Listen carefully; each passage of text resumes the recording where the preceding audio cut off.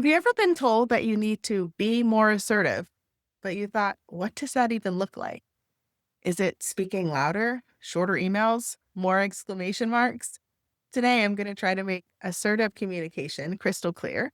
I'm going to share what it is, why it matters at home and at work, what it looks like, and then share some real world examples that you can borrow from right away. So, before we get too deep into it, let me first define it. What is assertiveness? What is assertive communication? It's in communication style. It's a way of communicating that is both clear and kind at the same time, honest, respectful, and proportionate to the moment. So, it's not just about the volume or being tough, it's about congruence with our words, our tone, our body language. You respect your own needs and the needs of others. Assertiveness could be a simple no, a specific request, a boundary, a clarifying question, a pause to think, or a repair if something came out wrong. It adapts to context, culture, and power and stays respectful and specific. Why does this matter? Well, because assertive communication protects two things we can't afford to lose: results and our relationships. At work, it means clearer requests, fewer redos, fewer last minute fire drills, better decisions. People feel safe surfacing risks early. Your availability is clear so you don't quietly burn out.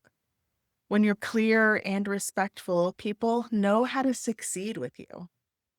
At home, it can lower resentment and increase connection. No more mind reading. You can ask for what you need. You can divide responsibilities more fairly. Conflict can turn into problem solving instead of point scoring. It also models healthy communication for the people you love. When we're not assertive, our days can fill up with other people's priorities. We bottle things up and frustration leaks out. When we are assertive, clear, and kind at the same time, people understand us, trust grows, and follow through gets easier. So here's what we're going to do the rest of this video. I'll show you the 4 common communication styles that people slide into under pressure. And then we'll walk through some real world scenarios so you hear the difference and maybe grab some exact lines that you can use. Number 1, his first style is passive. So this is the person who just always says yes, always goes along. It sounds like it's fine, I'll handle it, which can create short-term peace and long-term resentment. Style number 2, aggressive. This is the pushing through. It sounds like this is unacceptable. Do it now. Raised voice, bigger body language, an unkind tone, right? I'm sure we've all seen it, or maybe we've even shown up in that way. Third style, passive aggressive. So this is the hinting. It sounds like, oh, it must be nice to clock out on time. We might notice some eye rolls, some deep sighs. It communicates the irritation, but not a clear plan. And then the fourth style, assertive. Assertive communication, clear and kind. It might sound like, here's what I can do. So that doesn't work for me. I see it differently. Would you help me decide? You balance honesty with respect. So let's drop these into some everyday scenes so you can maybe hear them in action and borrow some language. Scene number 1, there's a missed deadline at work. Something was due on Tuesday, now it's Thursday. So the passive communicator says, it's fine, I'll finish it. So you absorb the cost and you teach other people that you'll rescue them next time. Aggressive. You drop the ball. Fix it now. Right? The room shuts down. People get defensive. Passive aggressive. Guess deadlines are optional. Right? The snarkiness, there's a sting, but no plan. And then assertive might sound like, we were due by Tuesday. I received it today. Next time, flag delays by noon the day before. Or it could sound like, what blocked this and how can we prevent that before this next sprint? Or maybe it sounds like, I can finalize And B, by Friday, if C is still needed, we'll need to move the client review or drop something. What's the priority? Or maybe it sounds like if you're stuck, ping me earlier. On time delivery matters for the client timeframe. Why it works. It's proportionate, it's specific, it's future focused, and there's no shaming. There's a clear standard. Another scenario. It's Friday at 6 p.m. Your boss or client emails, quick change by Sunday? Question mark. The passive communicator might say, no problem. And they're feeling, there goes my weekend. Hello, resentment. Second one, aggressive. Not my problem. Should have asked earlier. Passive aggressive. Oh, I love spending Saturdays on spreadsheets. And assertive. Some options. Thanks for the note. I'm offline on weekends. Period. I'm offline on weekends. I can deliver by 11 a.m. on Monday. Or if it is truly something that needs to be done by Sunday, we'll need to move Tuesday's deliverable.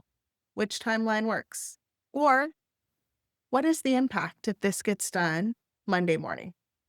Notice clear line plus choices, boundary, and collaboration. Here's another scenario. You're presenting and someone interrupts. Passive. You go quiet or you speed up, trying to just get it over with. Aggressive. Yell, stop interrupting me. Passive aggressive. No worries. I wasn't saying anything important. Assertive. Maybe you say, I'll finish this point, then I'm all ears for questions. Or let's capture questions in the chat and we'll do a Q&A in 5 minutes. Or love the enthusiasm. Hold that till I finish this slide. Again, you stay focused, you include others, and you maintain order without friction.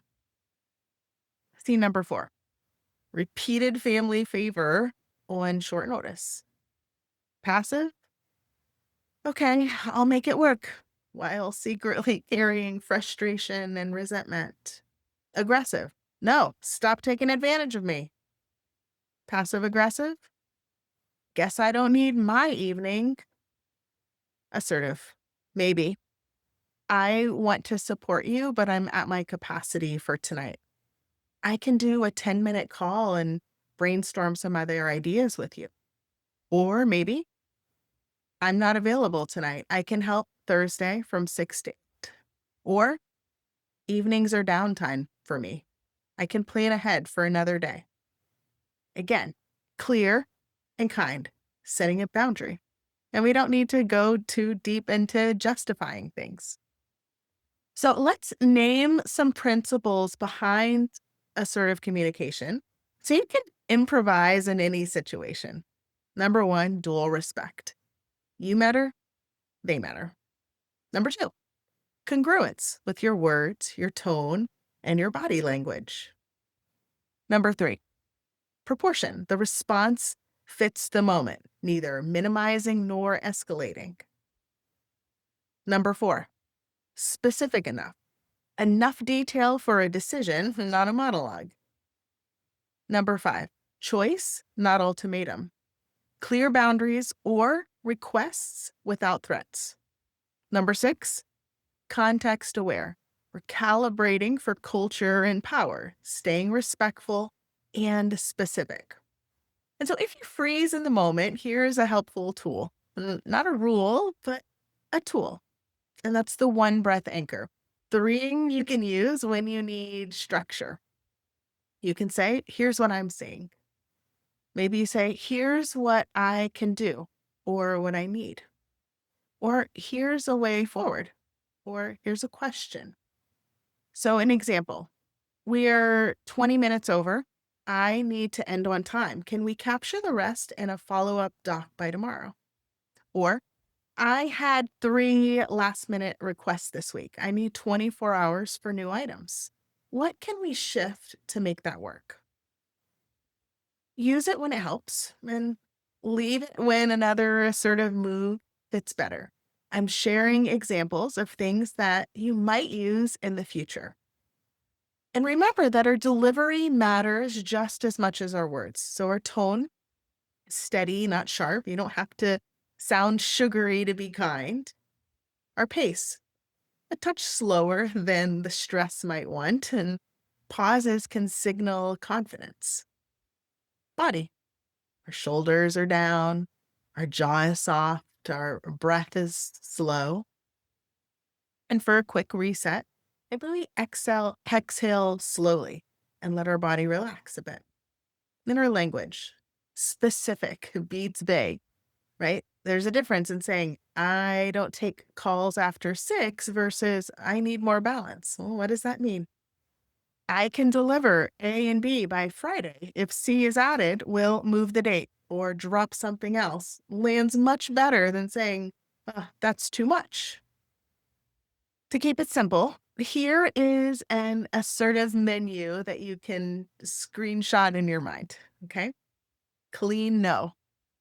No, I'm not available for that. A boundary. I'm available between 9 a.m. and 6 p.m. A conditional yes. Yes, if we move X. A clarifying question. What do you need to decide? Disagreeing without drama. I see it differently. Here's why. Ask. What support do you need from me? Close. Redirect. Let's park this and decide by Friday. Pause. Silence. Breath. I need a moment to think. Appreciate and redirect. I appreciate the urgency. To do this well, we'll adjust the timeline. And then here's a quick self check in after you speak. Notice, do I feel clearer and lighter? Maybe it usually means we're assertive in our communication. Do I feel tight or guilty or secretly irritated? Maybe we're passive or passive aggressive. I feel powerful, but the room went silent. Maybe it was likely aggressive. Do you notice the tension in the room? Do I feel powerful, but the room is silent? And maybe you notice the tension in the room. Yeah, likely aggressive. So we're going to use that data to adjust your next sentence. And if you slip, because humans do, then you repair fast and move on. If you notice that you were aggressive, you might say, I was sharp. I was frustrated with the delay, not with you. Here's what I need next. Or if you notice that you were perhaps passive, I said yes earlier and overcommitted. Here's what I can realistically do by Friday. Or maybe you notice you were passive aggressive. You might say, that came out sideways. What I meant is, right? So today we talked about the 4 different styles of communication: passive, aggressive, passive aggressive, and assertive. We talked about the importance of assertive communication at work and at home. And hopefully you were able to pick up some tools that you can use in your everyday life.